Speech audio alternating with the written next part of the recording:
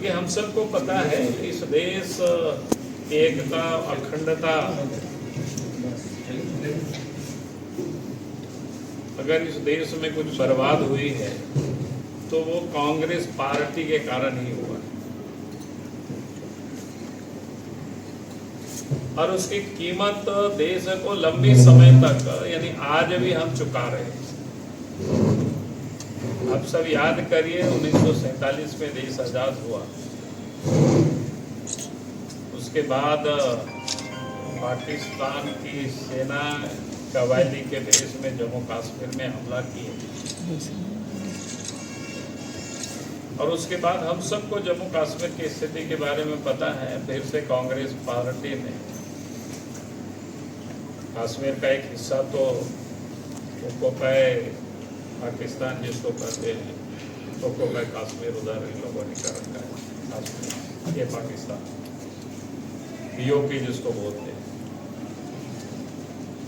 और शेष जो भारत के हिस्सों में भी था तो उस पर भी 370 लगा दिया। और आप सबकी जानकारी के लिए 1953 तक वहां के मुख्यमंत्री भी प्रधानमंत्री कहलाते थे, यानी देश के अंदर में 2 प्रधान हुआ करते थे और उनका अलग ही झंडा भी होता था, यानी 2 निशान भी अलग था और भारत की कानून भी वहां पूरी तरह से लागू नहीं होता था, यानी वहां के लिए अलग से कानून था। और इसीलिए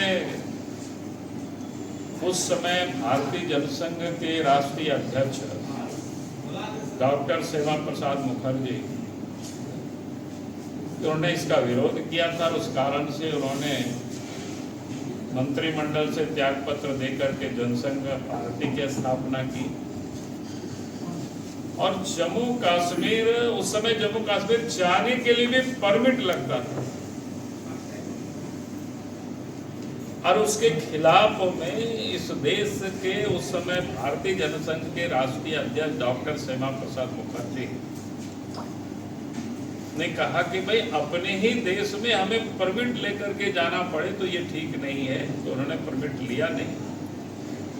और उन्होंने ये डिमांड उस समय रखी थी भाई एक देश में 2 प्रधान 2 विधान और 2 निशान ये नहीं चलेगा।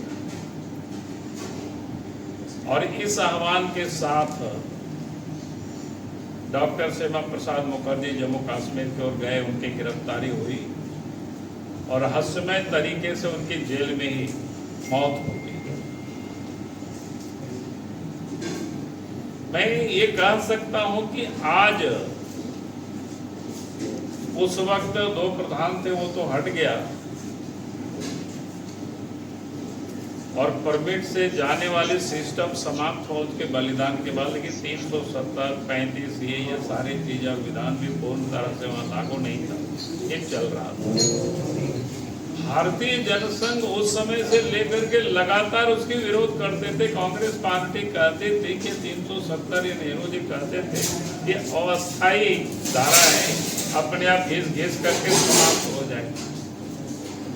लेकिन परिस्थितियां ऐसे होती चली गई जिसके समाप्त नहीं हुए बल्कि और मजबूत हो गया और भारतीय जनसंघ स्थापना काल से उसका विरोध करते रही। 370 की 35 ये की 2 निशान 2 विधान और 2 प्रधान की, तो 2 प्रधान के कश्मीरी पंडितों को वहां से भगाया गया, उनके कत्लेआम हुए, जेनोसाइड हुआ, किसी से कोई छुपा हुआ नहीं हो सब चीजों। और आज भी अगर हम जिस प्रकार से मजहब के आधार पर देश का जो विभाजन हुआ, पाकिस्तान बना, आज भी भारत भुगत रहा है उसका। देश में आतंकवादी गतिविधि लगातार देखते हैं, जम्मू कश्मीर में भी देखते हैं और आज भी अगर हम सुरक्षा पर इतना अधिक खर्च कर रही है भारत सरकार,